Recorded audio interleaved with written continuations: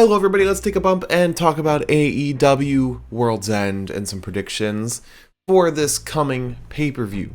I'm going to go through all the matches on the main card. I don't think there's anything announced for like a 0 hour, so all we have is the main card. So let's just jump right into it. Mercedes Moné versus Chris Statlander. This is the second match in their series. Mercedes got the first one on Chris, so I think this could potentially be Chris Statlander's time to win that TBS championship. And I don't see a situation where there could be any messy outcomes, no interference. So I think this is pretty solidly Chris Statlander. If Mercedes got a win here, there'd be no chance Chris would get a rematch because she would have no place to challenge for a rematch after 2 losses. Next, we have Konosuke Takeshita versus Powerhouse Hobbs for the AEW International Championship. Now this one is a little tough. My instinct just says Takeshita, but then you remember Wrestle Kingdom.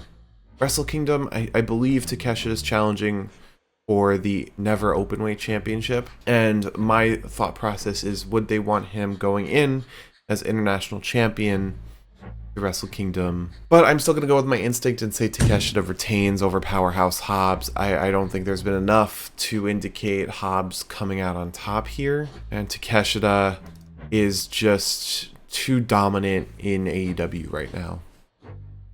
And I also think having him not included in the Continental Classic just shows kind of where they want him to be winning. Next, we have Mariah May versus Thunder Rosa in a Tijuana street fight for the Women's World Championship. I think this is all Mariah May. I think the match type being Tijuana street fight is just supposed to make Mariah look more like a cold badass.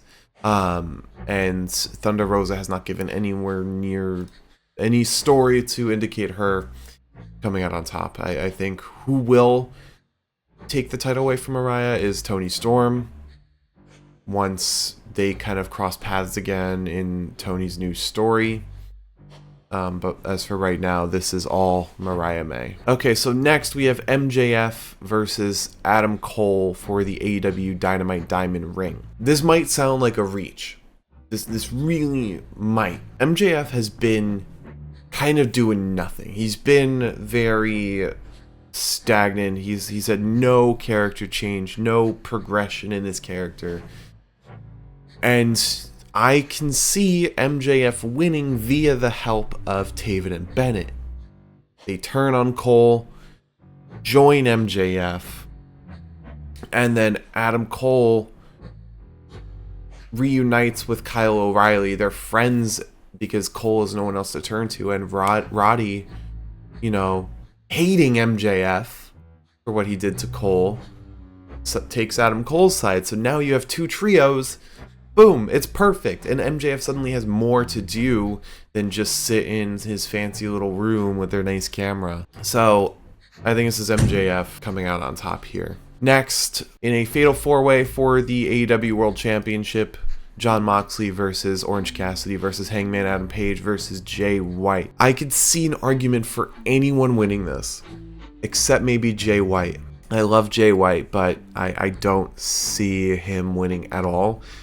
Mox is probably the safest bet because they would want to save it for the next, crowning of the AEW World Champion.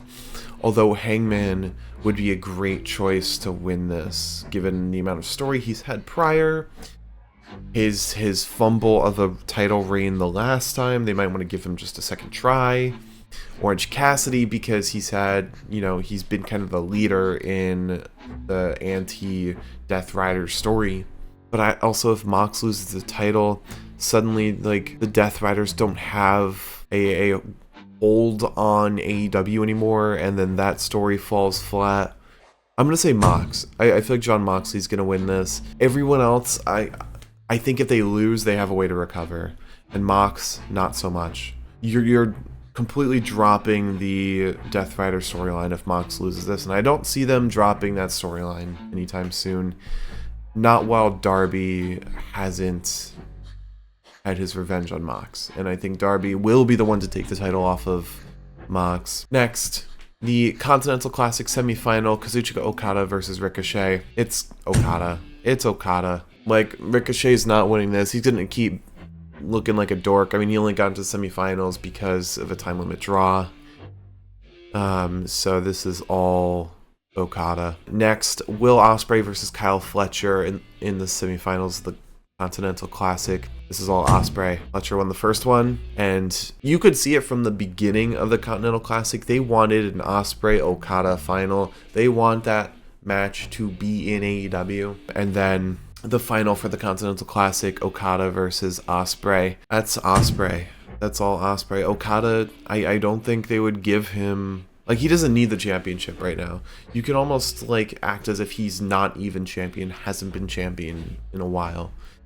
Ospreay, they want to put some gold in his hands. Tony Khan loves Ospreay, so they want him to have some gold.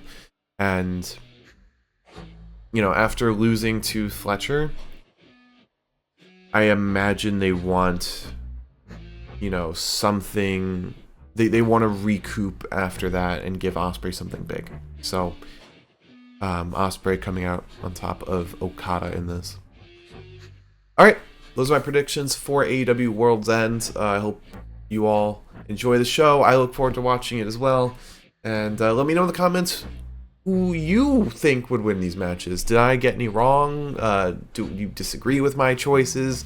Do you, like, agree wholeheartedly with my choices? Let me know in the comments, and I'll see you on the next one. Bye-bye.